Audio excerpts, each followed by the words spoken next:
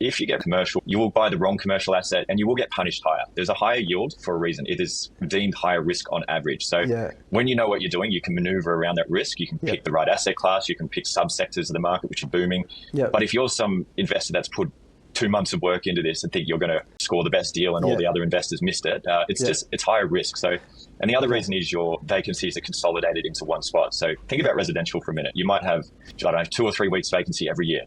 Add that over 10 years, and then add your free rent period. You've got to pay letting fees to agents. So you might have like 40 weeks vacancy over a 10-year period. In commercial, you get that all at once. You might have a 2 to 3 month vacancy every five years, like if it's a 5-year lease you're signing up. But you basically have long extended periods of income, and then the vacancies take a little bit longer to fill. So if you're picking the wrong asset, you don't want to suffer that vacancy straight up. So what is knowing what you're doing with commercial property? What are the benchmarks that your company looks out for when acquiring assets for yourself or for your clients? Look, the biggest benefit of like the business I'm running is we've got so much just historical data. We know exactly what's happening in the leasing markets because we've had over 4,000 clients purchase properties, and we've had many others that we deemed not to go ahead because of the due diligence being unsatisfactory. But when you've got a live feed on the market, you know exactly what tenants are looking around, how long it takes to fill.